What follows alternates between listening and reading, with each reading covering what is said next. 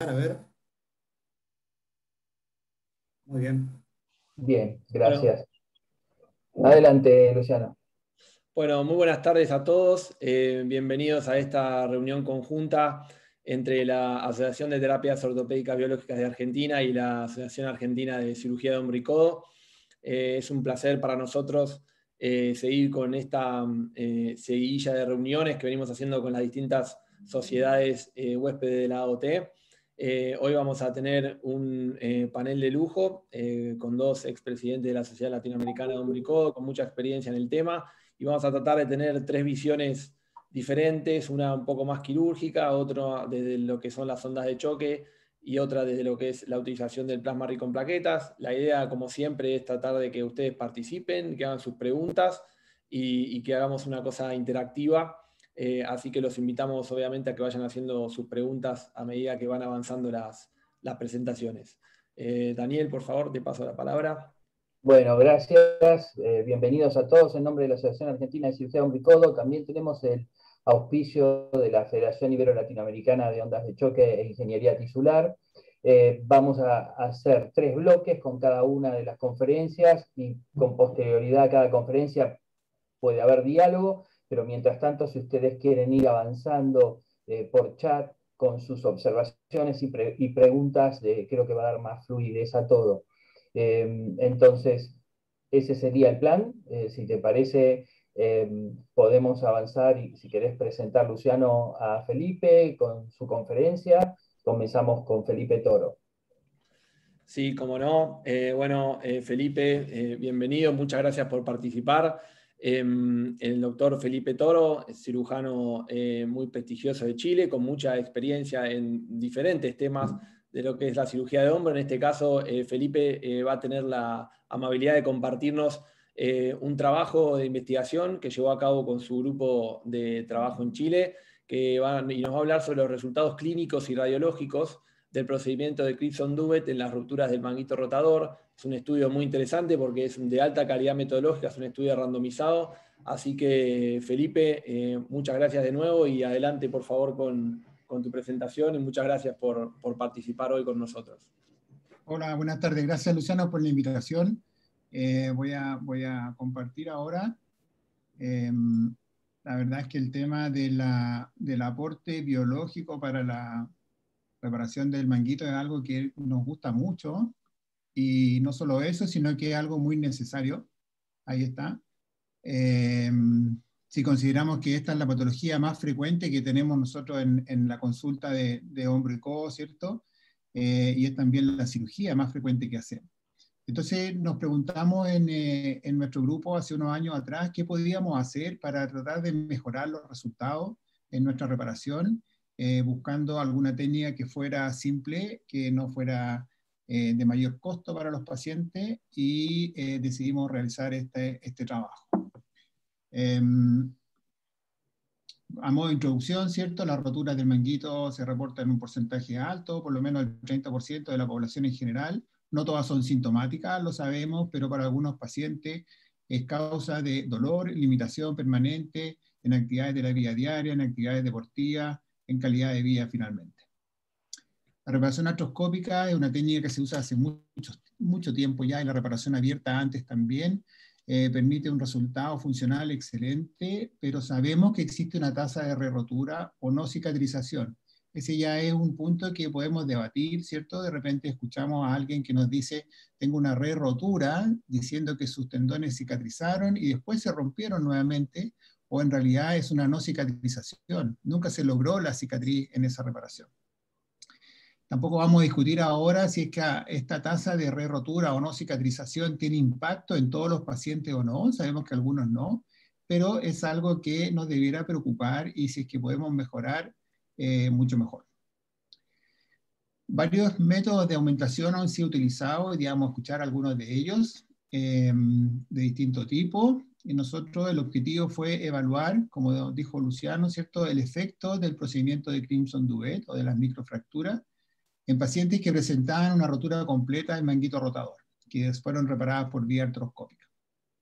La hipótesis del trabajo fue que el procedimiento de Crimson-Duvet mejora el resultado funcional y la tasa de cicatrización de nuestros pacientes en comparación a un grupo control. Es un estudio prospectivo randomizado realizado completamente dentro de la Clínica Alemana de Santiago entre enero del 2015 y diciembre del 2019, y finalmente un total de 123 pacientes fueron ingresados al estudio, 59 mujeres y 64 hombres, con un promedio de edad de 58 años. Al principio nos costó poder captar a los pacientes en una clínica privada, hacer un trabajo randomizado, no es muy fácil. De hecho, este probablemente sea el primer trabajo así randomizado, clínico, en el departamento de cirugía. Los criterios de inclusión fueron la presencia de una rotura de espesor completo del manguito rotador, ya sea diagnosticada por ultrasonido o resonancia magnética, pacientes que tenían un tratamiento conservador fallido, que ingresaron para cirugía, ¿cierto?, con edad entre 18 y 70 años, y que firmaran el consentimiento para ingresar al ensayo clínico aleatorizado. Hicimos dos grupos, como les comentaba, el grupo 1, el grupo control, de 62 pacientes. Hicimos la cirugía con la técnica habitual, y la superficie de la huella la preparamos con un debridamiento mecánico, con una cucharilla, una cureta, o motorizado con el uso del shaver. En el grupo 2, de 61 pacientes, la superficie de la huella, ¿cierto?, fue preparada además con microfractura, utilizando un punzón quirúrgico.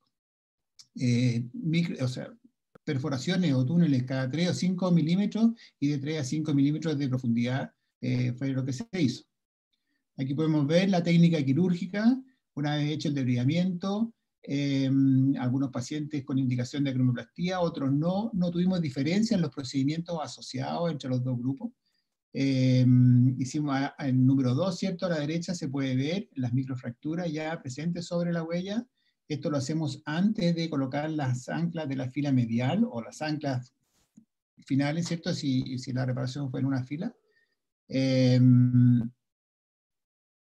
Y sobre estas microfracturas se hizo la reparación, como les digo, con técnica en doble fila o fila simple, según el tamaño de la rotura. En general, las lesiones menores de 1 centímetro se repararon con fila simple y las mayores con fila doble. Y ahí se puede ver cómo el tendón queda sobre esta huella preparada con la microfractura. Y abajo a la izquierda, una visión articular del tendón ya reparado. Nuestro resultado primario, ¿cierto? Evaluamos la tasa de re-rotura o no cicatrización, que la evaluamos a los 6 meses del postoperatorio con resonancia o con ultrasonido. Y a los 6 meses y al año realizamos o evaluamos el resultado funcional con el test de Assess y de Constant. Y se realizó un estudio estadístico con los resultados. En el grupo total, en los 123 pacientes, obtuvimos un 90% de cicatrización, esto con la imagen de los 6 meses. Un 10,5% de los pacientes tenían una re-rotura. Si lo dividimos en los grupos, en el grupo 1, el grupo control, hubo un 85% de cicatrización. En el grupo 2, del procedimiento del Crimson, hubo un 93%. Esta diferencia, si bien parece como importante desde el punto de vista estadístico, no nos mostró una diferencia significativa. En la evaluación funcional, para ambos grupos, los resultados a los 6 meses, a los 12 meses fueron muy satisfactorios, pero no hubo una diferencia estadísticamente significativa entre los dos grupos, tanto en la evaluación de los 6 meses como en la evaluación de los 12 meses. En el rango de movilidad fue el único valor que tuvimos una diferencia estadísticamente significativa en la evaluación de los 6 meses. Pero esta se niveló, ¿cierto?, en la evaluación de los 12 meses. O sea, en la práctica no hubo diferencia significativa entre ambos grupos en el rango de movilidad. Aquí podemos ver, ¿cierto?, el Constant, grupo 1 y grupo 2, con buenos resultados a los 6 meses, a los 12 meses, pero sin diferencia entre ellos. Y ahí podemos ver la distribución, ¿cierto?, con menor distribución en el grupo con Crimson Duvet en comparación con el grupo control. Aquí un ejemplo, preparación de la huella, como el paciente anterior, uso del micropunzón, y las perforaciones cada 3 a 5 milímetros y de 3 a 5 milímetros de profundidad. Uno puede ver, vamos a ver aquí, ¿cierto?, cómo hay un sangramiento, cómo se produce la salida de este sangramiento que está demostrado tiene células mesenquimatosas, ¿cierto?, en su contacto con el tendón. Aquí les voy a cortar, esto corresponde a una cirugía en la cual también hicimos una aumentación con el bíceps. Pero les quería mostrar el efecto, cómo se va llenando, ¿cierto?, se va produciendo este manto rojo, que es lo que significa el Crimson Duet. Vamos a avanzar.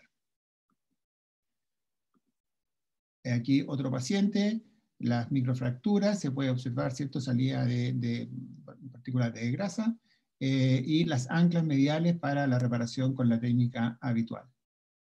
Esto es una diferencia en relación a la descripción del Crimson Duet que hizo Snyder, ¿cierto?, porque él realizaba una reinserción medial, una sola fila bien medial, y dejando la huella sin cubrir por el tendón, y él observó que con este procedimiento se producía después un repoblamiento tendíneo, y en la resonancia se veía cómo el tendón iba avanzando y cubriendo finalmente toda la huella.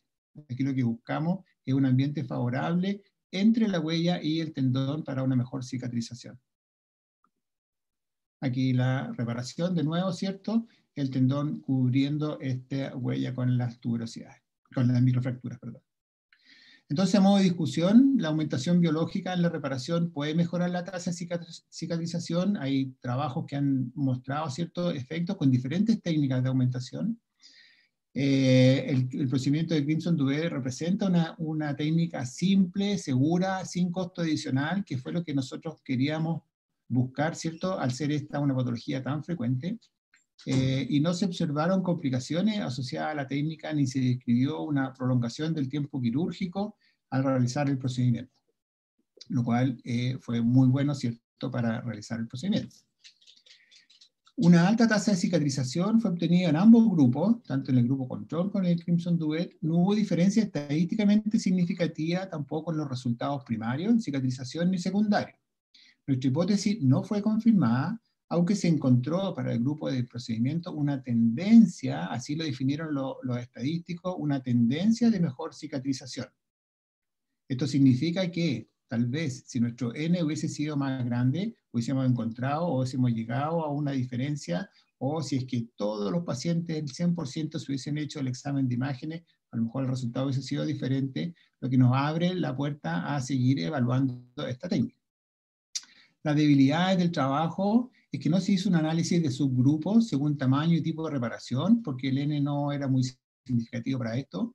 También una debilidad es que se usaron dos técnicas de control de imagen, ultrasonido y resonancia. Ambas técnicas están aceptadas, ¿cierto?, como idóneas para hacer el seguimiento, pero hubiese sido mejor tener una sola técnica. Y como les comentaba, un 20% de nuestros pacientes finalmente no se hizo la imagen de control. La mayoría de estos pacientes costó citarlos para la evaluación funcional, se sentían bien, estaban felices, entonces nos decían para qué vamos a hacernos una imagen. También tiene fortaleza, es un estudio clínico prospectivo, randomizado. La evaluación clínica fue realizada por un solo examinador, que no fue ni el cirujano ni el radiólogo. Los grupos son comparables en edad, en tipo de rotura, en comorbilidades, en el tiempo de ovulación y en todas las variables intraoperatorias que les comentaba, como por ejemplo acroplastía sí o no, o procedimientos sobre el bíceps. En conclusión, de acuerdo a los resultados observados en nuestro estudio y considerando la simplicidad de la técnica, nosotros recomendamos realizar el procedimiento de Crimson Duet asociado a la reparación artroscópica del manguito rotator. Me parece, Luciano, que eso es la presentación. Voy a dejar de compartir. Muy interesante, Felipe, la verdad.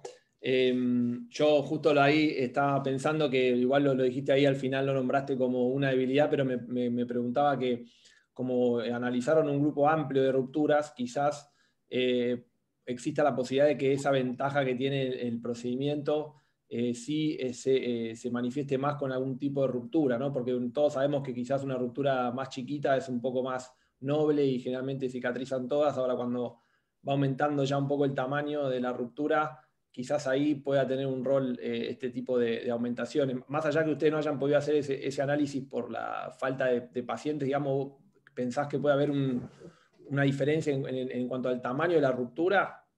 Sí, yo estoy de acuerdo. Yo creo que esos son factores en los cuales un gesto más podría hacer una diferencia en el tamaño y en la cronicidad también, ¿cierto? Porque tampoco dividimos los pacientes con Gutalier 0 o Gutalier 1 o 2, o que tenían más de un año o menos de un año. Al final, como decía, todo el grupo no tenía diferencias, pero nos dejó abierto en el fondo como para seguir investigando, haciendo subgrupos. Sí, yo creo que ahí puede ser más significativa la diferencia. De todas maneras, coincide bastante digamos, la experiencia que hay a nivel global, digamos, ¿no? Porque este es un método que se escribió en 2009. A los 10 años, en 2019, un grupo de China hizo un metaanálisis y ellos vieron que no, digamos, tomaron, creo que en ese momento eran 8 o 9 trabajos, y que eran los elegibles para incorporar, y no vieron diferencias clínicas posoperatorias, digamos, con el uso. Algunos trabajos mostraban una mayor tasa de cicatrización, pero claro, es difícil encontrar, son tantas las variables en cuanto, porque no solamente, y en eso Leonardo Guilov, que está, digamos, me puede acompañar, no solamente el tamaño de la lesión hace a la capacidad biológica del tendón, sino que hay lesiones pequeñas con tendones de muy mala calidad y hay lesiones amplias y grandes, masivas, con tendones de mejor calidad.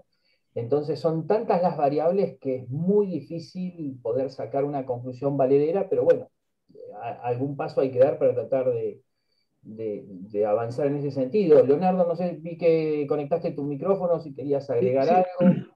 No, me parece muy interesante, digamos, yo comparto totalmente lo que tú dices, Dani, pero además de eso está el hecho de que en este trabajo habría que seguir también a más largo plazo, porque muchas veces vemos que suturas y procedimientos de aumentación bien hechos, al cabo de 4 o 5 años, ¿no es cierto?, vuelven a tener problemas de no cicatrización. Entonces, creo que este trabajo es muy interesante, hay que ver el tema de las variables sin duda, pero también yo seguiría a estos pacientes, por lo menos, ¿no es cierto?, con imágenes unos años más para ver si efectivamente esta tendinopatía, que es un proceso en el fondo, no es una enfermedad, es un proceso biológico alterado, se mantiene en el tiempo bien después de esta sutura.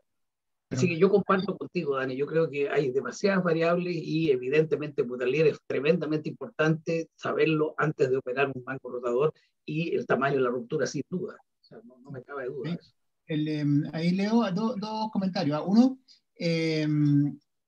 yo estoy súper de acuerdo que hay muchas variables que entran en el resultado final. Una ventaja que le vemos a esto es que es un procedimiento muy simple, no tiene un costo, no vimos ninguna complicación, nos demoró 2 minutos más en la cirugía. Entonces, eso sin duda que es una ventaja. Ahora, respecto a la evolución en el tiempo, hay algunos trabajos que han mostrado que a los 6 meses ya la cicatrización está completa. Ya ahí se puede evaluar si cicatrizó o no cicatrizó. Después viene lo que planteas tú, Leo, es si es que ese tendón que cicatrizó se vuelve a romper o no. Ahí recién uno puede decir esto es una re-rotura, ¿cierto? Porque a los 6 meses está cicatrizado. Si uno hace la evaluación a los 3 meses, tiene todavía por lo menos un 25% de pacientes que cree que está cicatrizando, que se ve el tendón sobre la huella, pero finalmente después de los 6 meses esto se moviliza y no cicatrizó. Entonces, en cicatrización a los 6 meses es un buen tiempo, pero ¿qué pasa después con ese proceso, como bien dices tú, del tendón? Tampoco lo sabemos. Exactamente. No, completamente de acuerdo, Felipe, y evidentemente el esfuerzo que ustedes hicieron, y yo que vivo en Chile sé lo que significa en una clínica privada, en una universidad privada, hacer lo que hicieron creo que es muy meritorio y es muy, muy interesante. Así que solamente tengo palabras de elogio, Felipe, por este trabajo, y creo que lo que se ha discutido es algo que viene para adelante y sé que ustedes como grupo lo van a poder hacer también. Yo no sé si ustedes, qué opinión tienen, si hacen microfractura a veces, en su grupo hay gente que le gusta y otros que encuentran que no sirve. En general eso pasa en Chile, hay algunos que hacen porque piensan también que puede ayudar y es muy fácil, y otros que encuentran que en realidad es un procedimiento que no está demostrado, entonces no hacen nada. Hemos pasado, digamos, varias discusiones, desde incluso la recomendación de la decorticación del troquíter para lograr una mejor cicatrización, a que nos dijeran no hay que tocarlo porque debilita el área y puede ir en contra del proceso cicatrizal. Digamos que esto sería un punto intermedio. Y la realidad es esa, al no haber pruebas contundentes, tal vez no determina una utilización masiva, pero es cierto que al ser un procedimiento de tipo rápido, barato, no habría por qué no aprovecharlo si uno ve que se va apareciendo más literatura con evidencia a favor, ¿no?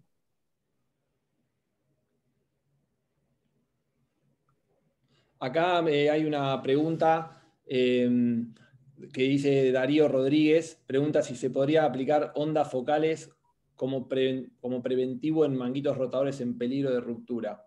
Quizás una pregunta más para vos, Daniel, me parece, ¿no? Sí, bueno, ya tomo la pregunta y ya cuando vayamos más a ese tema Dale. vamos a realizarlo, sí. Bueno, si no hay más preguntas, ¿te parece que pasemos a la segunda presentación? ¿Cómo no? Muchas gracias, Felipe, muy interesante, ¿eh? Encantado, Luciano. Gracias. Bueno, no sé si ahí se ve bien la pantalla. Sí, se ve Sí. perfecto. Bueno, muy bien. La idea de mi presentación es tratar de compartir con ustedes la experiencia nuestra en el hospital en el tratamiento de las tendinopatías refractarias del manguito rotador con infecciones subacromiales de plasma rico en plaquetas. Como sabemos, la tendinopatía es una de las causas más frecuentes de dolor subacromial y la verdad que altera bastante lo que es la calidad del paciente, incluyendo trastornos del sueño, deterioro de la función general del hombro, limita mucho las actividades diarias del paciente, incluyendo las actividades laborales, y también en pacientes jóvenes activos disminuye lo que es el desempeño deportivo. Uno habitualmente sabe que existen los tratamientos habituales o más clásicos, como puede ser el reposo deportivo, la crioterapia, los antiinflamatorios de distintos tipos, la rehabilitación o las infiltraciones con corticoides, y esto varía un poco según el trabajo que uno lea, pero más o menos tiene una efectividad del 60 al 70% estos tratamientos, y siempre nos queda la pregunta, bueno, ¿qué hacer con ese 20-30% de pacientes que tienen una tendinopatía crónica, refractaria, que no responde con estos tratamientos habituales? Yo lo que les voy a presentar es este trabajo que publicamos este año, que es nuestra experiencia con las infiltraciones con plasma rico en plaquetas. Nosotros, como objetivo, lo que nos propusimos fue evaluar la efectividad de las infiltraciones subacromiales con plasma rico en plaquetas en pacientes que tenían una tendinopatía refractaria del manguito rotador, para mejorar lo que era el dolor, los resultados funcionales, las alteraciones del sueño y en aquellos que practicaban deportes, el retorno a sus actividades deportivas. Para esto evaluamos una cohorte prospectiva de 50 pacientes entre junio del 2019 y enero del 2020, y evaluamos todos pacientes que tenían entre 18 y 50 años con clínica de síndrome de compresión subacromial, con una resonancia compatible con tendinosis, pero es importante recalcar esto: ninguno de los pacientes que incluimos tenía una ruptura parcial o total del manguito rotador. Definimos el tratamiento refractario. Esto quizás en la literatura no hay tanto consenso respecto a esto, pero nosotros consideramos que un paciente que tenía un mínimo de 3 meses de kinesiología, que había recibido tratamientos antiinflamatorios y al menos una infiltración previa con corticoide, esos fueron los pacientes que incluimos como refractarios. Excluimos a aquellos, como les dije, que tenían rupturas del manguito rotador, que tenían una limitación pasiva de la movilidad, que pudiera estar hablando de un comienzo o de un inicio temprano de una capsulitis. Aquellos pacientes que tenían una infiltración previa en los 6 meses, digamos, previos a la infiltración con PRP, excepto por el corticoide, o pacientes que ya tenían alguna cirugía del hombro, y el protocolo de investigación fue aprobado por el Comité de Ética de nuestro hospital. Como pueden ver, la mayoría de los pacientes eran pacientes jóvenes, el promedio de edad fue de 37 años, con una distribución pareja entre hombres y mujeres. La mayoría tenía, como les dije, un mínimo de 3 meses de evolución de su cuadro, y la mayoría eran deportistas recreativos. En cuanto a la preparación del plasma, nosotros lo que hicimos fue una extracción esto se prepara en el servicio de hemoterapia del hospital. se extraen 40 mililitros de sangre periférica usando una aguja de calibre 20 con sistema Oputainer. Nosotros utilizamos 2 centrifugaciones para lograr una concentración mayor del plasma, y realizamos un control de calidad que consiste en un hemograma basal del paciente antes de la extracción y un conteo del producto final a través del analizador hematológico Roche. Entonces, lo que medimos en todos los pacientes fue el recuento plaquetario, los leucocitos y la fórmula leucocitaria específica. Usamos la clasificación de PO, que es una clasificación simple que tiene en cuenta la concentración de las plaquetas por mililitro, tiene en cuenta si es plasma pobre o rico en leucocitos, y si está o no activado. Entonces, en cuanto a la dosis y el número de infiltraciones, todos los pacientes fueron tratados con una infiltración de plasma rico en leucocitos no activado, 5 mililitros fue lo que se aplicó en todos los pacientes. En aquellos pacientes que tenían una mejoría menor a 2 puntos en la escala visual análoga, o una mejoría del score de ACES o constant que era menor a lo que se considera una mejoría clínica significativa de esos scores, nosotros lo que hacíamos era repetir los estudios, en este caso una autorresonancia, para descartar a ver si existía la posibilidad de que el paciente haya sido diagnosticado erróneamente o tenga alguna lesión asociada que pudiera haber pasado desapercibida. Si no había ninguna lesión, a esos pacientes era a los que le decidíamos hacer otra infiltración, y si había alguna lesión nueva que había pasado desapercibida en el primer diagnóstico, bueno, la tratamos consecuentemente. Después, todos los pacientes realizaron un protocolo de rehabilitación estandarizado en el hospital, que consistió básicamente en movilidad activa y elongación en una primera fase, progresando a todo lo que es fortalecimiento muscular y retorno a las actividades deportivas específicas según el tipo de deporte que hacía el paciente. Y esta rehabilitación presencial fue complementada con un plan de ejercicios supervisados para realizar en el hogar. En cuanto a la evaluación, los pacientes se evaluaron antes de la infiltración, a los 3 meses y a los 12 meses. Evaluamos la escala visual análoga para el dolor, evaluamos el rango de movilidad, los scores de Constant y ACES, el score de Pittsburgh, que es un score para evaluar todo lo que son las alteraciones del sueño relacionadas a la patología del manguito, y el retorno al deporte y el nivel alcanzado. Y clasificamos a los deportes según si el paciente hacía un deporte en forma recreativa o competitiva, y según el tipo de deporte que hacía el paciente. Como pueden ver, de 69 pacientes, luego de aplicar lo que fueron los criterios de exclusión y las pérdidas de seguimiento, nos quedaron 50 pacientes para ser analizados. Como les decía antes, fue pareja la distribución entre hombres y mujeres, la edad promedio fue de 37 años, y la gran mayoría de los pacientes recibieron una sola infiltración, hubo solamente un 12% que recibieron 2 infiltraciones. En cuanto a los resultados, encontramos una mejoría significativa en todo lo que fue el rango de movilidad y el dolor, y la mayoría de los pacientes tuvieron una mejoría del ACES y el Constant que superó lo que está descrito como una mejoría sustancial para cada uno de estos scores. En 43 de los 50 pacientes que tenían trastornos del sueño, el 85% lo pudo resolver a los 6 meses de tratamiento. En cuanto a los deportistas, el 84% de los pacientes pudieron volver al deporte que hacían antes de la patología, el 78% al mismo nivel, y más o menos el retorno al deporte fue a los 3 meses de la infiltración en promedio. No encontramos diferencias significativas entre el tipo de deporte que hacía el paciente y los resultados funcionales. Y lo que hicimos fue tratar de correlacionar los scores funcionales y el score de la escala visual análoga con la composición final del plasma rico en plaquetas, ya que esto es una, digamos, deuda pendiente, podríamos decir, de la mayoría de los trabajos, que es que todavía no está definido exactamente cuál es el plasma ideal para cada una de las patologías. Nosotros quisimos ver si había alguna correlación entre la composición final del plasma y cómo le iba a los pacientes, pero no encontramos ninguna correlación entre los scores y la concentración final de plaquetas o la concentración final de leucocitos. En cuanto a las complicaciones, no tuvimos ninguna complicación asociada al procedimiento. Hubo un 20% de los pacientes que no mejoraron con la primera infiltración a los 3 meses, como les decía. Fueron reevaluados con clínica de autorresonancia. 6 de estos 10 pacientes no encontramos ninguna lesión nueva, así que los infiltramos por segunda vez. La mitad mejoró y la mitad seguía sin mejorar. Y 4 de esos 10 pacientes tenían una lesión nueva en la autorresonancia de control. 2 pacientes desarrollaron una capsulitis y un paciente tenía una lesión parcial del manguito, del supraespinoso, y otro tiene una lesión del LAP, que todos fueron tratados en forma artroscópica. En cuanto a la discusión, como sabemos, ya hace varios años, Neer describe lo que era la teoría extrínseca de compresión del manguito rotador e intentaba explicar en forma simplificada, la fricción que se generaba a través de la compresión del manguito entre la cabeza y el acromion, y él describe una especie de evolución de la patología entre lo que es la fricción, la inflamación y la ruptura, y proponía lo que es la descompresión subacromial como tratamiento para este tipo de afecciones. Este es un trabajo que les quería mostrar, que es una revisión de la literatura que publicamos con nuestro equipo de trabajo en el hospital. Nosotros evaluamos la evidencia tipo 1 y 2 que describe los resultados de la descompresión subacromial en pacientes con tendinopatía crónica, y la verdad que cuando uno ve los trabajos y los evalúa, la descompresión subacromial no aporta ningún beneficio en este tipo de pacientes significativo comparado con lo que es una rehabilitación estándar o lo que es un placebo.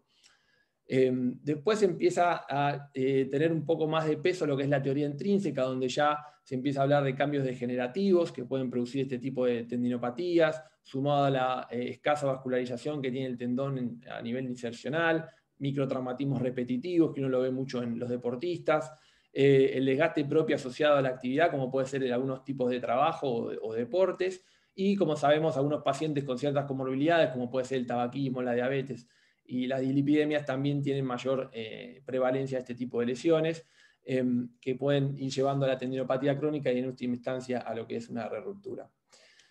¿Por qué? O sea, ¿cuáles son los fundamentos detrás de las expectativas para utilizar plasma rico en plaquetas en las tendinopatías crónicas? Bueno, como sabemos, los factores de crecimiento y las citoquinas que contiene el plasma rico en plaquetas pueden estimular y reclutar células progenitoras, modulan procesos inflamatorios locales, estimulan la angiogénesis e inhiben la apoptosis secundaria al estrés oxidativo.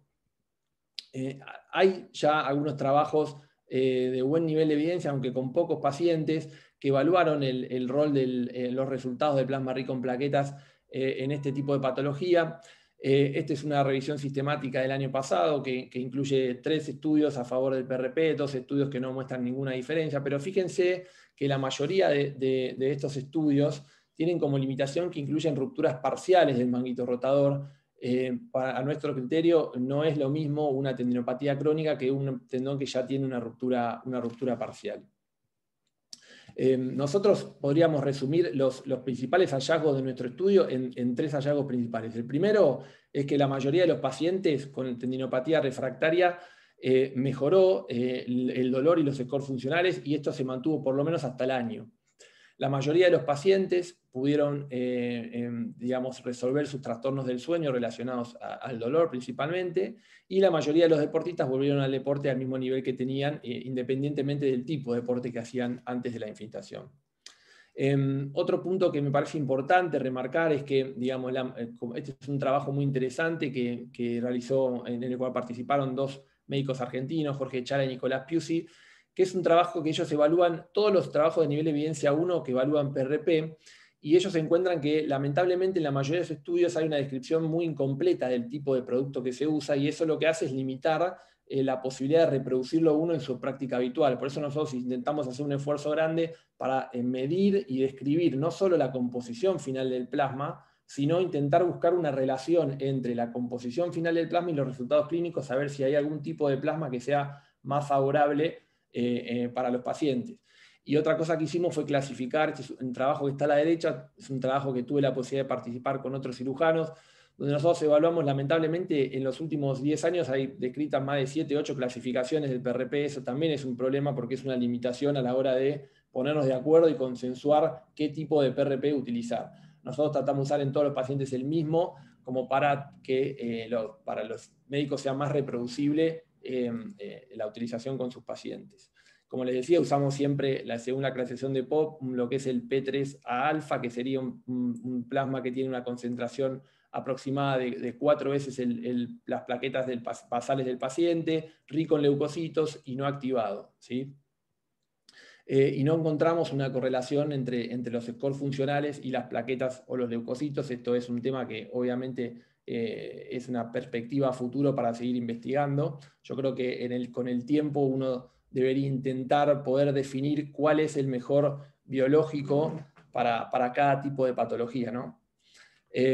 Obviamente que sabemos que una de las ventajas que tiene el plasma es su seguridad. Digamos, fíjense, esta es una revisión de Cochrane, donde se evaluaron 19 ensayos clínicos, más de 1000 pacientes, y el porcentaje de complicaciones fue del 1%, y la mayoría son, digamos, complicaciones locales que no son severas, como puede ser la hiperestesia o el edema local. Eso creo que es una buena ventaja de este tipo de tratamientos.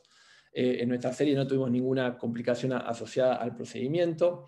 Tenemos algunas limitaciones en nuestro trabajo. La primera es que, bueno, que nosotros no utilizamos un grupo control, como puede ser por ahí con algún otro tipo de infiltración. Hay algunos que usan proloterapia u otro tipo diferente de plasma, como para comparar los resultados.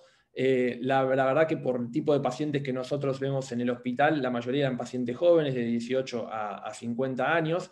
Uno quizás no podría generalizar estos resultados a poblaciones un poco más añosas, o por lo menos habría que evaluar esos tipos de tendones que quizás tengan una degeneración más significativa. Si bien pudimos seguir a los pacientes hasta 1 año, y hay muchos estudios que muestran que esta podría ser una ventaja del plasma relacionado, por ejemplo, con los corticoides o con la proloterapia, habría que ver qué pasa a largo plazo, ¿no? Si se mantiene ese efecto después del año.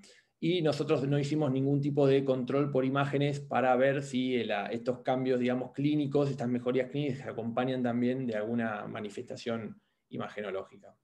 Como conclusión, en la mayoría de los pacientes con tendinopatía refractaria del manguito rotador, las infiltraciones subacromiales de plasma rico en leucocitos, disminuyeron significativamente el dolor, mejoraron los resultados funcionales y resolvieron las alteraciones del sueño. Y por otro lado, la mayoría de los deportistas pudo volver a competir al mismo nivel que tenía antes de la lesión. Bueno, muchas gracias. Esto era lo que les quería compartir. No sé si hay alguna pregunta. Luciano, muy interesante. Nosotros usamos mucho tiempo los concentrados y después nos desencantamos un poco y ahora como que estamos empezando a usarlo de nuevo. Y también en la clínica la idea es que lo haga el laboratorio nuestro. Entonces ahí iba una pregunta, porque no entendí una parte. ¿Ustedes hicieron siempre las infiltraciones con el mismo concentrado o el banco le entrega el mismo concentrado? Pero decías que no había correlación entre los distintos grados de concentración y los resultados. Entonces, ¿lo midieron así o cómo es lo que te entrega el laboratorio? Claro, nosotros lo que hacemos siempre es, digamos, el protocolo de centrifugación es el mismo. Lo que pasa que incluso, por más que vos hagas siempre el mismo protocolo, siempre hay una variación que tiene que ver con lo basal con lo cual arranca el paciente. Es decir, vos podés concentrar 4 veces siempre, pero si el paciente arranca con 100.000 plaquetas o arranca con 500.000 plaquetas, bueno, uno va a terminar teniendo 400.000 y el otro va a terminar teniendo 2 millones, o sea que eso varía un poco. Nosotros lo que intentamos hacer es correlacionar la concentración final del plasma de cada paciente con los scores funcionales. A ver si, por ejemplo, decíamos, bueno, mira, los pacientes que tenían una mayor concentración de plaquetas son los que tuvieron mayores scores, o los pacientes o viceversa, los que menos concentración de plaquetas tenían son los que menos mejoría tienen, o lo mismo con los leucocitos. Y la verdad que no encontramos una correlación. Quizás no tuvimos la suficiente cantidad de pacientes como para poder encontrar esa diferencia, pero bueno, es un ejercicio que vamos haciendo como para intentar, como les decía yo en la presentación, creo que uno debería intentar en el futuro tratar de definir un poco mejor cuál es el biológico ideal para cada tipo de patología, ¿no? Ese es un poco el objetivo. Hay una pregunta de Miguel Curí. Miguel. Gracias, Dani. No, básicamente, Lucho, felicitarte. Muy buena la presentación y puntualmente el tratar de saber qué estamos inyectando en ortobiología es sumamente importante. Solamente agregar algo que yo creo que en algunos pacientes, teniendo una tendinopatía, por ejemplo en el tendón rotuliano, nosotros pinchamos el tendón rotuliano, infiltramos dentro del tendón rotuliano. Entonces, me parece que en la tendinopatía de hombro, en mis pacientes yo inyecto el tendón también, no solo subacromial.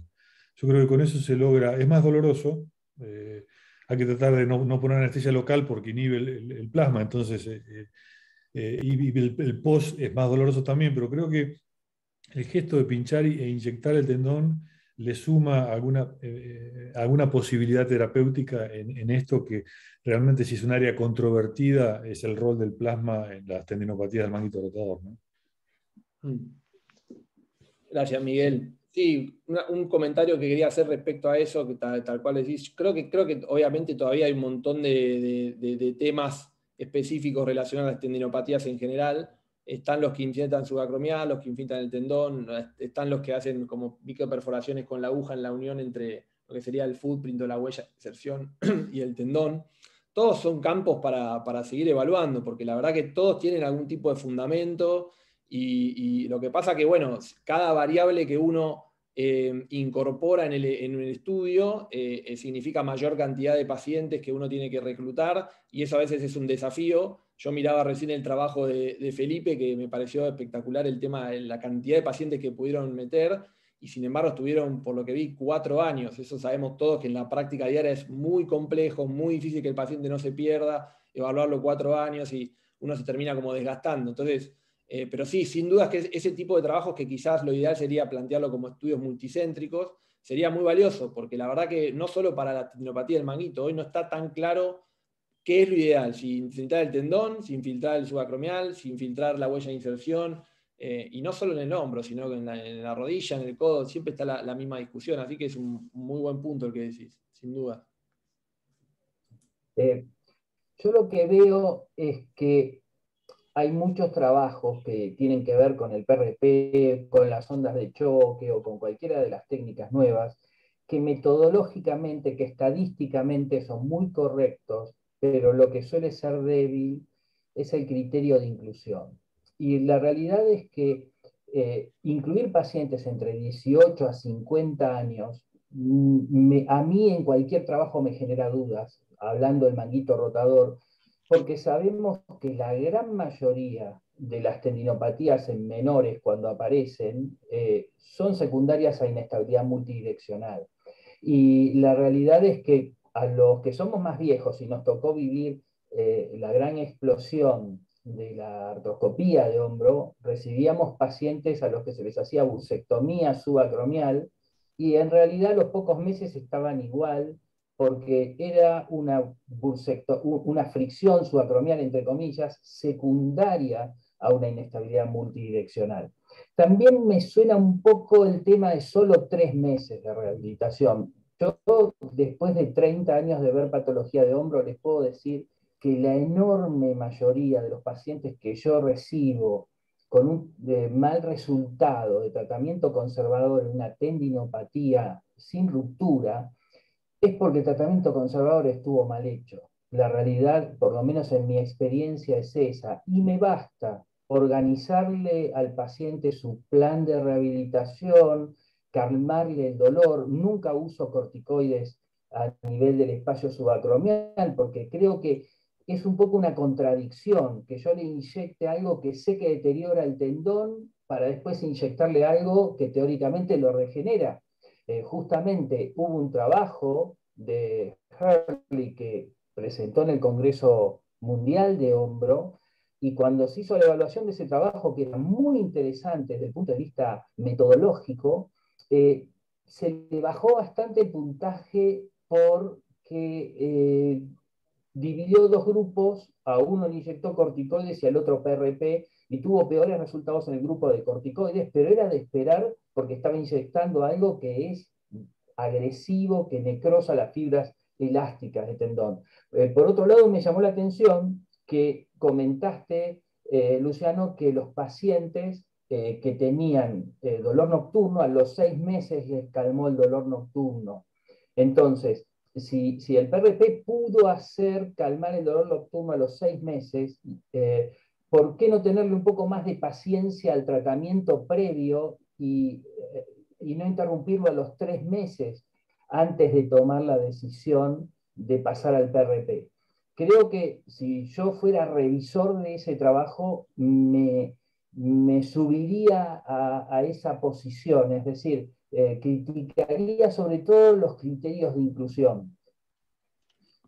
Sí, nosotros lo que nos pasó, que creo que es siempre un desafío en cualquier trabajo, es tratar de definir un tiempo ¿sí? El tiempo es relativo porque siempre uno sabe que un paciente puede hacer 3 meses, puede hacer 10 sesiones por semana o puede hacer una sesión por semana, puede hacerlo con un kinesiólogo que tenga mucha experiencia, otro que tenga menos experiencia, depende qué haga.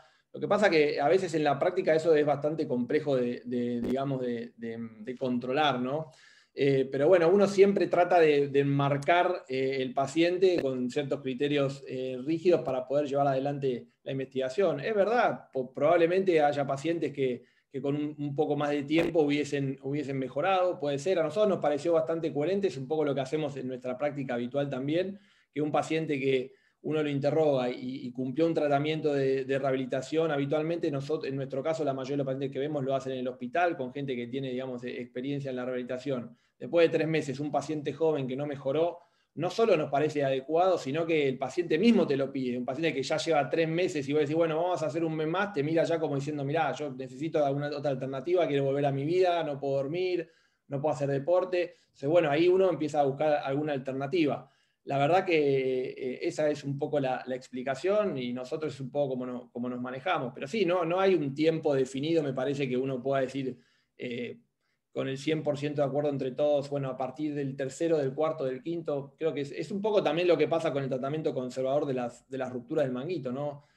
Uno va viendo, siempre intentando buscar una respuesta al tratamiento conservador, hace el máximo esfuerzo, pero llega un momento que el paciente ya no quiere saber más nada, ya hizo todo, no mejora, y uno ahí empieza a buscar alguna alternativa. Así que sí, y respecto a la edad, bueno, la edad, nosotros tratamos de achicar un poco el rango de la edad como para poner pacientes jóvenes, activos, digamos, laborales y deportivamente, pero sí estaría bueno por ahí hacer una segunda evaluación que también lo usamos a veces en los pacientes. Después, respecto a los corticoides, en realidad, la mayoría de los trabajos que muestran en la deficiencia de los corticoides suelen ser en trabajos donde se hacen infiltraciones repetitivas con corticoides. Nosotros habitualmente usamos una sola. La verdad que el corticoide creemos que cuando se usa una sola vez es bastante efectivo. De hecho, este es un subgrupo dentro de los pacientes que nosotros tratamos muy pequeño. O sea, la gran mayoría, yo te diría que 1 de cada 10 pacientes que nosotros tratamos llega a necesitar este tipo de terapias. Fíjate que nosotros casi en un año juntamos 50 pacientes. O sea, en nuestra práctica habitual tenemos un poco los mismos resultados por ahí que vos contás, Daniel. La gran mayoría de los pacientes andan bien con una buena rehabilitación y a lo sumo nosotros por lo menos usamos muchas veces una infiltración con corticoide cuando el paciente no mejora, no más de una, pero la verdad que eso a veces nos ayuda. Pero bueno, hay pacientes que son muy refractarios y bueno, en esos casos nosotros vemos que esto puede ser una buena alternativa. Después estoy de acuerdo con vos que obviamente es un tema que da para seguir investigando. Como decía, creo que también no solo en cuanto a los criterios de inclusión, sino también hay que definir bien cuál es quizás el tratamiento ideal, compararlo con otros, porque ese también es como vos decís, hay muchos digamos, trabajos comparando estos tratamientos, pero muy pocos tienen un grupo control y eso creo que también es una cosa que puede sumar. Así que sí, te tomo todos tus comentarios y estoy de acuerdo. Así que bueno, eso es un poco lo que les quería compartir yo a ustedes hoy. Bueno, muchas gracias, Luciano. Es un camino que hay que seguir andando porque ojalá algún día descubramos algo que nos dé la garantía de realmente poder conseguir una regeneración concreta, ¿no? Voy a pasar entonces como último orador a mostrarles y a tratar de responder la pregunta que se ha hecho. Como todo método nuevo, siempre hay que pagar un derecho de piso y nosotros lo hemos venido pagando desde hace varios años con las ondas de choque, pero la realidad es que hemos tratado de ir abriendo la canilla muy despacio para que no se hiciera bruscamente un método masivo y aparecieran las distorsiones que desgraciadamente uno ve en muchos métodos cuando se hacen masivos. Sí, yo les mostrara este caso, ustedes estarían de acuerdo conmigo, cuando a mí me viene un caso así al consultorio, indico inmediatamente cirugía y probablemente el paciente que escucha esto en algunos casos dirá, este hombre es un carnicero. De la misma manera puede ser que algunos de ustedes piensen que no opero porque uso un tratamiento conservador, pero la realidad es que está muy clara la definición de ortopedista que da la Academia Americana de Ortopedia y Traumatología. Un cirujano ortopédico es un experto con una amplia formación en el diagnóstico adecuado y el tratamiento quirúrgico y no quirúrgico de las lesiones y enfermedades del sistema musculoesquelético. Es decir, yo considero que tengo que estar preparado para dar todas las respuestas, y porque el sesgo de mi especialidad o subespecialidad sea quirúrgico, no tengo por qué cargárselo al paciente. Siempre trato de agotar el tratamiento no conservador, no quirúrgico, perdón, en la medida que sea lógico y no ponga en riesgo el futuro del resultado. En lo que respecta a la medicina regenerativa, sabemos que es un campo que incluye métodos en el cual se utilizan los propios sistemas del cuerpo para inducir una respuesta biológica, y eso a través de estímulos físicos o materiales biológicos. En mi caso les voy a hablar de estímulos físicos, que tenemos la suerte que podemos aplicarlos en forma absolutamente no invasiva, lo cual nos reduce marcadamente los riesgos. La primera vez que yo escuché hablar de las ondas de choque fue en 1996, hace ya bastante tiempo, en este lugar, Klinikum Grosshaden, que es el Hospital Universitario de Múnich. Me habían invitado a hablar de cirugía de hombro, de inestabilidad glenohumeral, y en el servicio de ortopedia y traumatología conocí al doctor Marcus Maya, que estaba empezando con las ondas de choque. Las ondas de choque son ondas focales, las que en ese mismo hospital se comenzaron a aplicar para el tratamiento de los cálculos renales en la década del 80, y luego se empezó a avanzar hacia el tratamiento ortopédico. Fueron los mismos urólogos los que, al hacer el seguimiento radiográfico, porque en ese momento no se usaba todavía la ecografía, para ver cómo iba descendiendo y desapareciendo el cálculo renal, comenzaron a observar que se daban respuestas biológicas a nivel de la cresta ilíaca, en la zona por donde pasaba el haz de, digamos, de sonido que iba al cálculo. Y empezaron a ver fenómenos de formación ósea. Entonces eso lo llevó a interpretar que no se trataba solo de un efecto mecánico sobre un material inerte como era un cálculo renal, sino que en contacto con las células del organismo se producía una reacción biológica. Reacción que puedo ejemplificarles muy claramente con el sentido del oído, porque el sistema es más o menos el mismo. Ingresa una onda sonora que hace vibrar la membrana del tímpano, pasa al oído medio, donde más mecánico imposible, martillo, yunque, y luego ingresa al oído interno, donde están las células del oído que tienen cilias, que son pequeñas fibras que vibran con el sonido, y la célula del oído se encarga de hacer la transformación de ese estímulo mecánico en una respuesta biológica. Eso se llama mecanotransducción. Y si yo a cualquiera de ustedes les digo que se ganaron la lotería y me creen, van a tener taquicardia, sudoración, dilatación de las pupilas, piloerección, etcétera, etcétera. Y todas esas reacciones biológicas fueron originadas por un humilde estímulo mecánico que hizo vibrar su membrana del oído. Es decir, la mecanotransducción tiene un poder muy grande que, así como puede darse sistémicamente, puede darse en forma local. Esto que les explico muy groseramente está respaldado por una enorme cantidad de evidencia científica. En la zona de choque, a diferencia de los tratamientos biológicos, fue al revés la situación. Se empezaron a ver resultados impresionantes desde el punto de vista clínico y hubo que ir al laboratorio a tratar de explicar por qué se producían. En cambio, vemos situaciones como el PRP o las células madre que tienen resultados in vitro espectaculares, pero todavía nos cuesta imponer el resultado en la clínica diaria.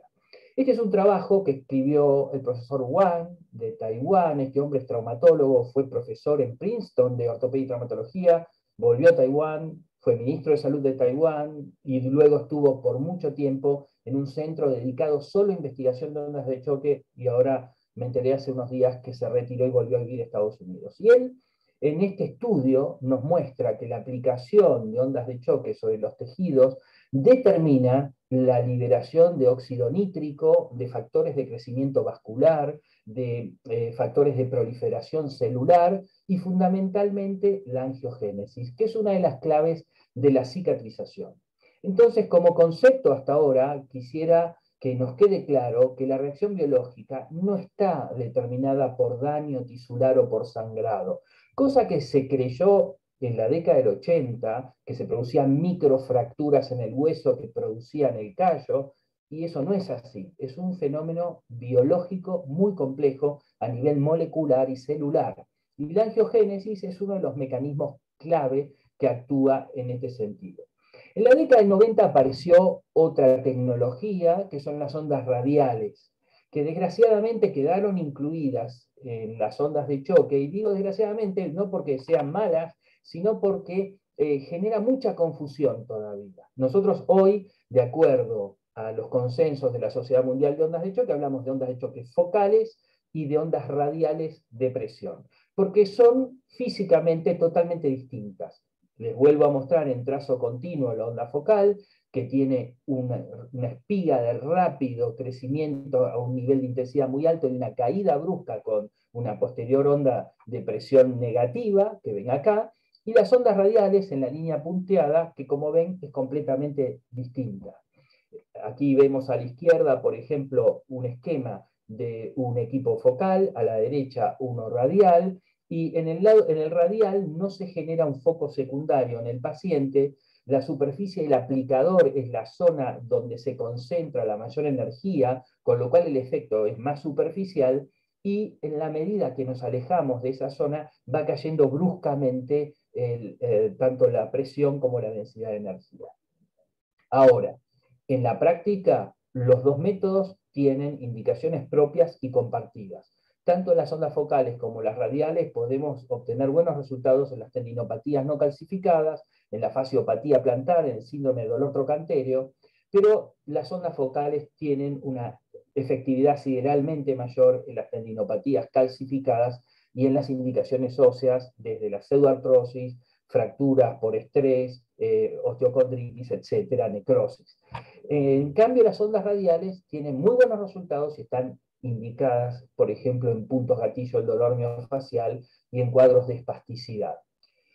Estas confusiones que se dan entre las dos tecnologías llegan a la literatura. Este es un trabajo que fue publicado por un grupo de Corea, que también dio la suerte que pude escucharlos cuando lo presentaron en vivo en un congreso mundial en Japón, y la realidad es que este trabajo, a pesar de ser publicado en un journal de altísima categoría, como es el Journal of Shoulder Nerve Surgery, tenía una cantidad de errores y de contradicciones enormes. Esto nos llevó a escribir una carta al editor, que no fue publicada, y había diferencias, por ejemplo, entre los valores de dosis que figuraban en el abstract y los que figuraban en el cuerpo del trabajo, el tipo de ondas que se utilizaban, etc. Entonces es muy difícil sacar una conclusión lógica de esto.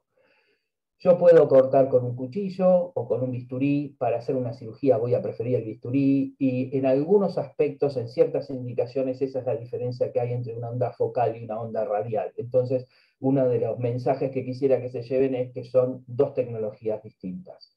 Además, esto está recomendado en un consenso de la Sociedad Mundial de Ondas de Choque. Además, el nivel de riesgo de una tecnología y otra es distinta, por lo cual la Sociedad Mundial y también la Federación Ibero-Latinoamericana de Ondas de Choque recomienda que las ondas focales sean usadas por médicos. Vamos a ver algunos ejemplos rápidamente antes de pasar a hombro, porque la ventaja con esto es que podemos dar imágenes muy contundentes y a nosotros los traumatólogos nos gusta ver las imágenes. Esta es una fractura expuesta de fémur en un paciente politraumatizado de 2 años de evolución, que fue tratado inicialmente con un enclavado endomedular, se infectó, se lo sacaron, lo pasaron a un tutor externo, y cuando lo recibo llevaba 2 años de pseudoartrosis, y fíjense, 4 meses después, con 3 aplicaciones de ondas, la fractura está consolidada y este es el resultado final. Podría mostrarles montones de casos de estas características. Hace 20 años que trabajo con esto. Fíjense, este caso es muy lindo y muestra el poder que tienen las ondas de choque. Una artrodesis fallida de hallux, en un hallux rigidus, la paciente muy dolorida, llevaba 18 meses de evolución, perdón que está en inglés. Lo que le esperaba era una cirugía importante, porque observen que se había roto uno de los tornillos, había que extraerlo, ponerle injerto óseo. Esto es 2 meses después del comienzo del tratamiento, 3 meses, y observen cómo a los 4 meses estaba totalmente consolidada la artrodesis, evitándole a la paciente una gran cirugía. Esta paciente la seguimos 2 años, tengo las radiografías a los 2 años, que prácticamente está igual a esta que ven a los 4 meses, y la realidad es que este tipo de casos a uno le dan una gran satisfacción.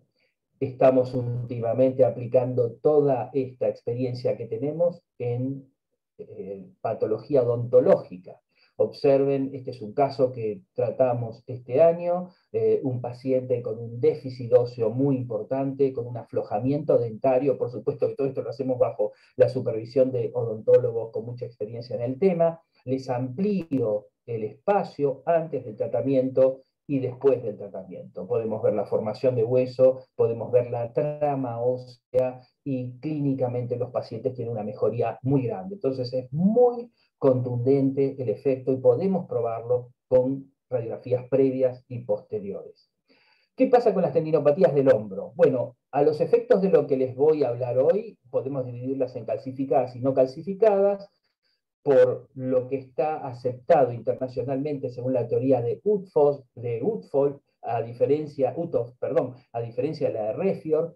Las tendinopatías calcificadas tienen capacidad regenerativa y por eso en algunos casos son de evolución autolimitada, pero las no calcificadas ya tienen un proceso degenerativo con una limitación importante de la regeneración o con ninguna capacidad de regeneración. En el caso de las tendinopatías calcificadas, como saben, se dan por depósitos de cristales de hidroxiapatita en algunos de los tendones del manguito rotador. Y, por supuesto, les voy a hacer un resumen muy corto. Este es un trabajo que publicamos en el año 2015 en el International Journal of Surgery, donde hicimos una revisión de la bibliografía, y la conclusión era, en base a trabajos de nivel de evidencia 1 y metaanálisis, que se trata para el tratamiento de las calcificaciones del manguito rotador, las ondas focales son un procedimiento no invasivo, seguro, efectivo y eficiente. Eficiente hace relación a la ecuación costo-beneficio. Este es otro estudio que presentamos en el año 2018, publicamos en el Journal of Bone, donde adaptamos toda la información que existía a los grados de recomendación del JBJS. Fue un año de trabajo durísimo, con 3 revisores implacables, pero finalmente se cerró el tema y se pudo publicar, y la evidencia mostraba que las calcificaciones tratadas con ondas focales tienen un grado de recomendación A. Esto está avalado por trabajos de nivel de evidencia 1, metaanálisis, revisiones sistemáticas, y el consejo del JBJS o la recomendación a partir de un grado de recomendación A es que el cirujano debiera cambiar su forma de tratamiento en este tipo de patología.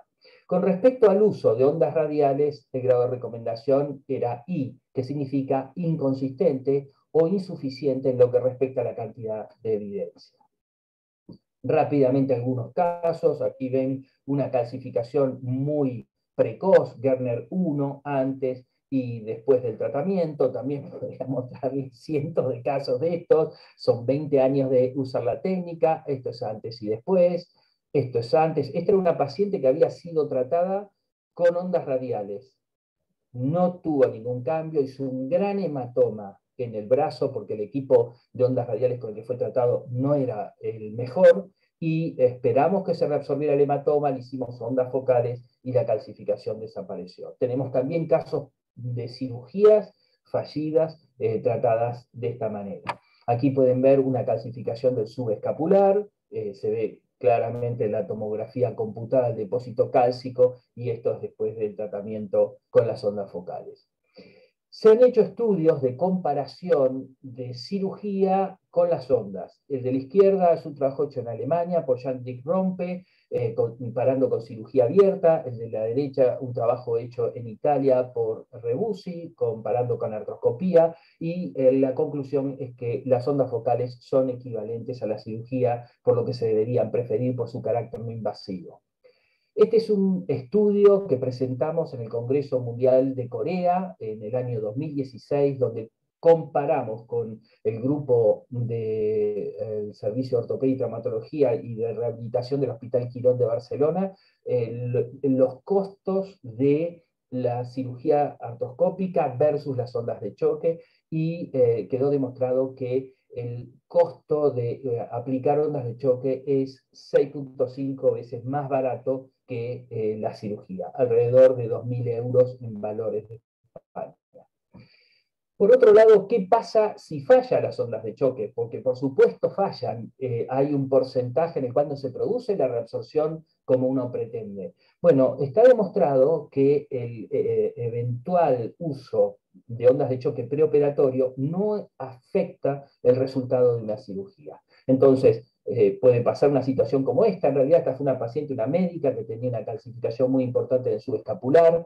La paciente no es que hizo el tratamiento completo, tenía mucho dolor, no toleró el tratamiento. En nuestro medio todavía no tenemos la posibilidad de llevar a un paciente a quirófano para hacerle ondas focales, y entonces en ese caso se avanza hacia el procedimiento quirúrgico. Es decir, hacer previamente ondas de choque no inhabilita la posibilidad de realizar el tratamiento quirúrgico cuando falla. Ahí vemos cómo se va drenando el depósito con aspecto de pasta dentífrica.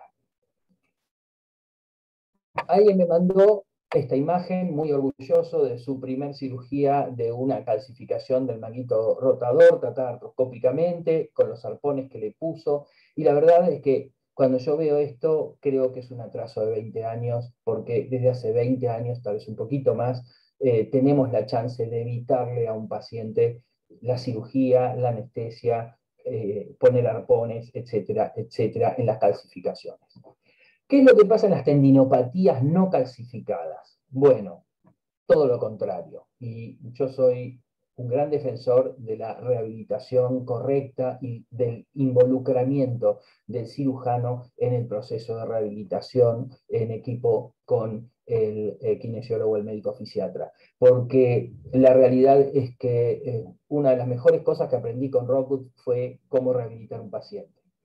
Pero además, las ondas de choque no tienen una evidencia contundente para ser usadas en tendinopatías no calcificadas. Aquí vemos una revisión sistemática en la cual no ven diferencia entre distintos niveles de energía versus placebo, entre sí o con respecto a otros tratamientos. En nuestro estudio, y hay muchos trabajos que coinciden con esto, les muestro solo uno para ser más breve. Nosotros dimos un grado de recomendación C al uso tanto de ondas focales como radiales en tendinopatías no calcificadas, porque la realidad es que la bibliografía es controversial o incluso es insuficiente. Ahora, ¿por qué las revisiones sistemáticas y los metaanálisis de tendinopatías no calcificadas dan malos resultados? Si ustedes, para hacer un metaanálisis, tienen que basarse en trabajos de mala calidad, no van a tener un buen resultado ni va a ser significativo.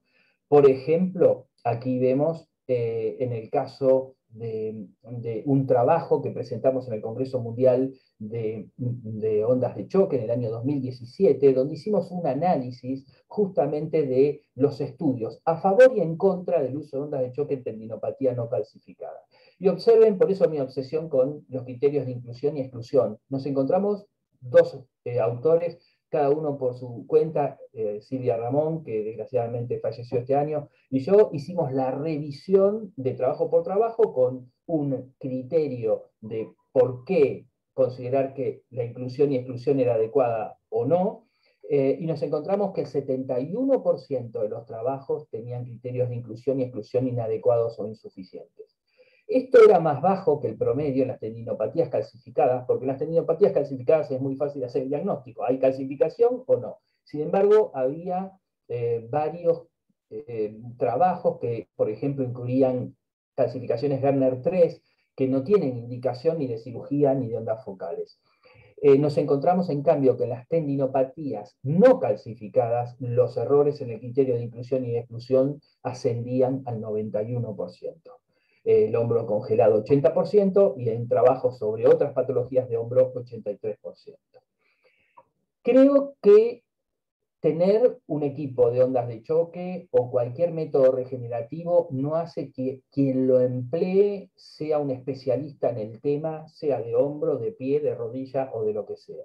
También creo que el error que no hay que cometer es, como digo yo, poner el carro delante del caballo. Y desgraciadamente se ve con ondas de choque y lo estamos viendo con el tema del PRP.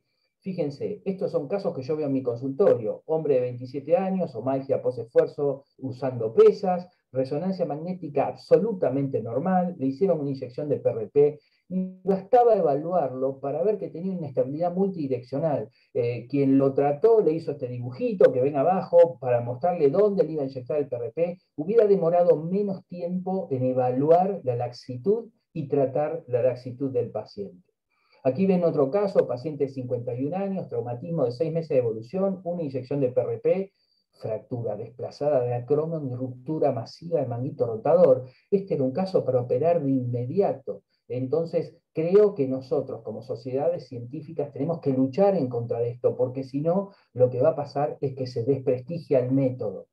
Aquí ven una odontóloga de 41 años, con una omalgia de 1 año de evolución, atendida en un hospital muy grande de Buenos Aires, no había hecho ningún tratamiento, ninguna sesión de kinesiología y le indicaron una inyección de PRP por la imagen que ven en el corte coronal de arriba a la izquierda, a la derecha. Yo no le encuentro justificativo. Médico, 73 años, pequeña molestia al hacer el saque de tenis, una inyección de PRP, artritis séptica de hombro. Entonces creo que hay que ser muy cuidadoso con esto porque si no estamos boicoteándonos a nosotros mismos. Como les decía, la sonda de choque pasa igual o peor. Fíjense este trabajo. Es un trabajo hecho en Escandinavia, teóricamente primer mundo. ¿Cuáles son los criterios de inclusión que dieron? Desde el punto de vista clínico, disfunción o dolor en la abducción, rango de movimiento glenumeral pasivo normal, dolor en al menos una de 2 pruebas isométricas, abducción o rotación externa, y Hawkins positivo. Este paciente que yo atendí y que había sido operado 2 veces artroscópicamente hubiera cumplido esos requisitos, pero en realidad este paciente lo que tenía era una metástasis de un cáncer de pulmón en el espacio subacromial. Sí, está claro que, como sus autores dicen, tenía un dolor de hombro subacromial, como si eso fuera un diagnóstico, pero el dolor de hombro subacromial puede ser por muchas causas. Este mismo grupo, en 2015, publica un estudio donde dice la mayoría de los fisioterapeutas usan, dicen terapeutas, pero se refieren a eso, usan ondas radiales en el dolor de hombro sin el uso de imágenes, y por lo tanto no saben si están tratando un hombro calcificado o no, lo cual también es una locura, porque tampoco sabrán, ustedes me podrán decir, bueno, no, pero ahora todo el mundo usa ecografía, hasta en el supermercado se hace la ecografía, perfecto, pero en este caso venía con indicación de cirugía de 3 colegas por ruptura de manguito rotador, pero en realidad miré la cabeza humeral, me llamó la atención, le pedí un centellograma y descubrí que tenía una metástasis de un cáncer de próstata. Entonces, creo que uno de los mensajes valiosos es, cualquiera sea el tratamiento que utilicen, básense en un diagnóstico adecuado. Pero además de todo esto, como les venía diciendo, en las tendinopatías no calcificadas, es tanta la evidencia desde los trabajos de Rockwood que apoyan el uso de un programa conservador de ejercicios, que si estos están bien aplicados y no se hace una pantomima de rehabilitación, como por desgracia en algunos casos vemos, tenemos grandes chances de éxito.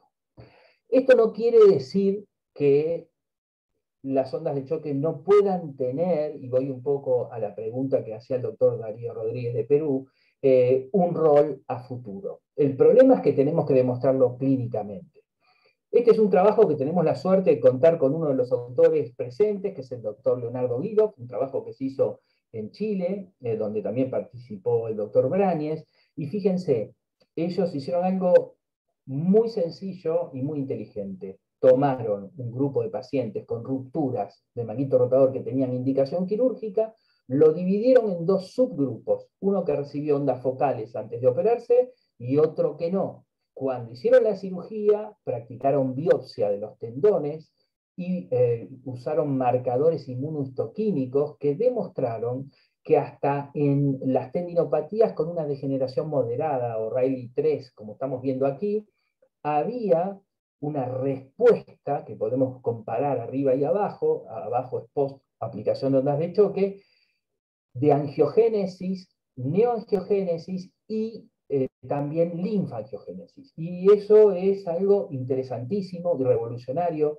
porque nos da un camino hacia la regeneración y la posibilidad de poder obtener mejores resultados con una reparación del manguito rotador. Pero haría falta un estudio clínico importante para justificar su uso masivo. Este es otro estudio hecho en Chile, de Manuel Brañez, que me cedió las imágenes, me mandó las imágenes, donde él encontró, haciendo un seguimiento con ecografía, que lesiones intramurales, intersticiales del manguito rotador parciales, cicatrizaban con el uso de ondas focales. Todavía son pocos casos, pero nos alienta a pensar que podrá haber a futuro alguna alternativa. En conclusión, yo, para mis pacientes a esta altura de la civilización, cuando no anduvo en una tendinopatía calcificada, en un paciente que no tiene un cuadro de dolor demasiado intenso, que no viene con antecedentes de haber hecho rehabilitación, cuando no anduvo la rehabilitación, mi primera elección son las ondas de choque. Si veo focales, por supuesto. Si no hay una respuesta, pasaré a la cirugía. En las no calcificadas no hay una evidencia convincente para usar masivamente las ondas de choque y mi primera indicación es seguir el protocolo de Rockwood. 4 pasos. Primero, calmar el dolor. Segundo, recuperar la movilidad. Tercero, recuperar la fuerza. Y cuarto, el mantenimiento a largo plazo. Finalmente, quiero a todos los que estén interesados en la medicina regenerativa y quieran participar con nosotros, tenemos una Federación Ibero-Latinoamericana. Este año hemos hecho varios webinars internacionales con más de 5.000 participantes. Estamos organizando en Madrid para marzo del año que viene un congreso conjunto con la Sociedad Española y la Sociedad Internacional. Va a haber también una parte que va a ser de investigación básica, que les puedo asegurar que ciencia ficción se está usando para patología cardíaca, se está usando para lesiones agudas medulares. Esto hecho, por ejemplo, lo de las lesiones medulares agudas en el sistema de accidentes de trabajo de Austria, que es estatal. Hay muchas novedades muy interesantes. Y todos aquellos que quieran sumarse, estamos con un proyecto muy grande que es el Journal of Regenerative Science, que tenemos la intención de que sea una publicación indexada en el mediano plazo con el apoyo de Oslo TV, y estamos trabajando duro para sacar nuestro primer número. Finalmente, a los que participan, algún aviso para la Sociedad de Hombro del curso, que allá hay más de 100 inscriptos, estamos llegando a 110 inscriptos, el curso de artroscopía de hombro y codo. Vamos a tener este sábado un webinar con la participación de Carlos Torres de España, Fernando Valero y Paul Patiño, pero va a estar abierto al público en general en forma gratuita.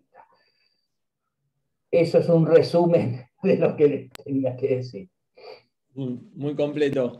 Bueno, mira, estamos ya medio sobre el tiempo, pero a mí la verdad que no veo ninguna pregunta en el chat, pero me gustaría preguntarte, me pareció muy interesante lo que vos planteás, Daniel, sobre la posibilidad de que es un poco lo que buscamos todos, ¿no? Sabemos que por más que hubo un montón de avances en las técnicas quirúrgicas, los implantes, cada vez entendemos mejor la indicación de la cirugía, etcétera, siempre es un desafío que cicatrice el tendón que reparamos. Y me pareció muy interesante lo que decía sobre la potencial aplicación de las ondas de choque para, digamos, como adyuvante de las reparaciones quirúrgicas del manguito. según tu experiencia, ¿cómo pensás que eso se podría aplicar? ¿En cuándo lo aplicarías? ¿Cuántas veces? ¿Cómo te parece que se podría hacer ese estudio que vos proponías, ¿no? Tenemos el lujo de contar con Leonardo Guilof acá, que fue uno de los protagonistas de ese estudio. Mi experiencia, por ejemplo, con los odontólogos no lo pueden creer el resultado y están evitando cirugías de aporte e injerto óseo. Y tal vez nos demos una gran sorpresa haciendo un protocolo adecuado, porque además es un procedimiento absolutamente no invasivo. Leonardo, vos vas a decir cosas mucho más lógicas que yo. A ver, yo les quiero contar un poco lo que hicimos. Eso fue un trabajo que hicimos ya hace varios años con Manuel, en el cual decidimos en rupturas de manguito rotador hasta un tamaño mediano, no eran rupturas grandes, decidimos aplicarles 8 semanas antes de operarlos, decidimos aplicarle ondas de choque a un grupo y a otro grupo no.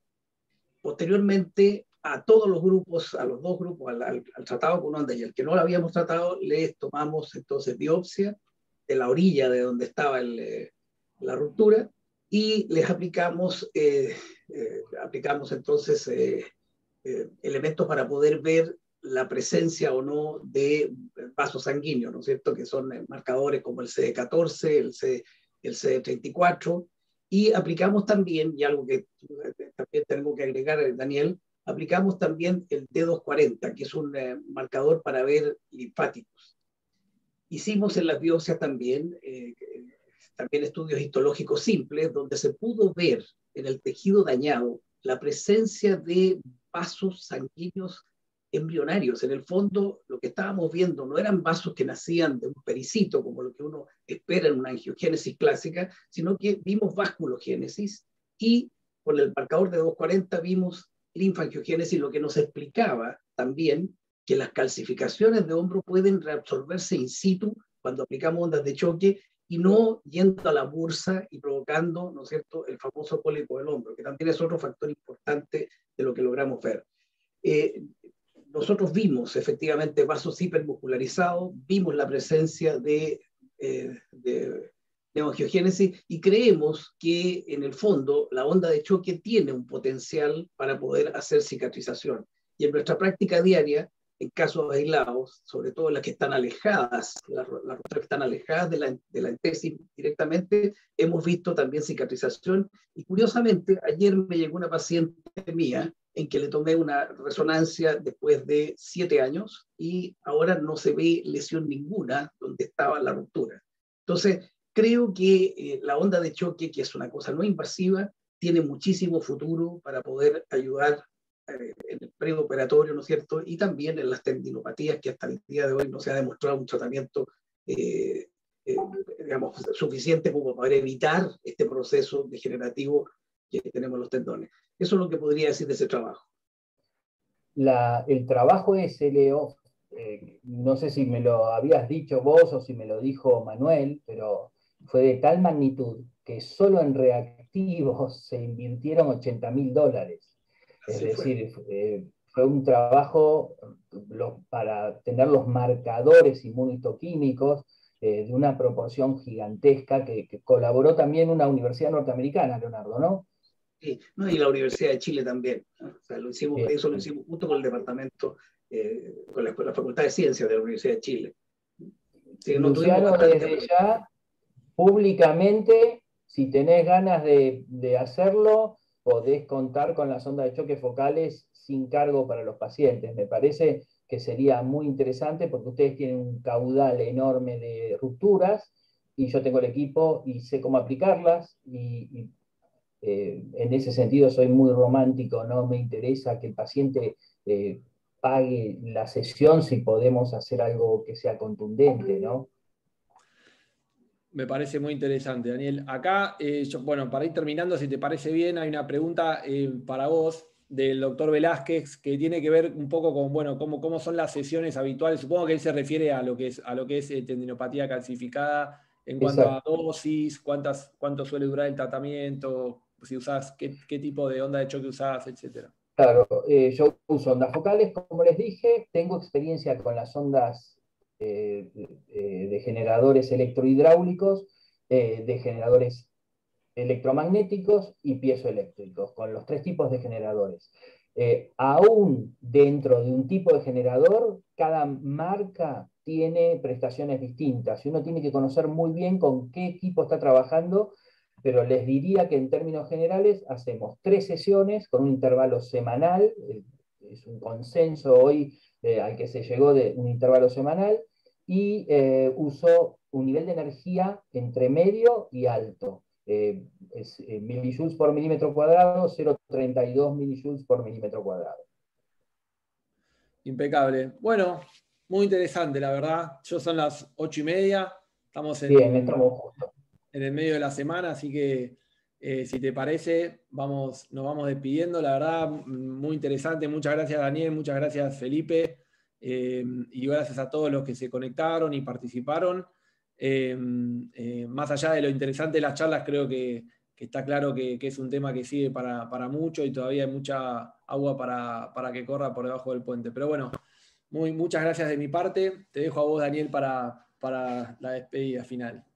Bueno, a ver, agradecer, gracias sobre todo por el hecho de esta convocatoria de ATOBA. Yo creo que se pueden hacer muchas, muchas cosas por delante. Leonardo es expresidente de ONLAD, yo soy el presidente actual, tienen las puertas abiertas. Esta revista en la que vamos a trabajar, donde está participando gente, digamos, referentes de Corea, de Taiwán, por ejemplo, uno de los que fue la mano derecha del profesor Wang, está dentro del board.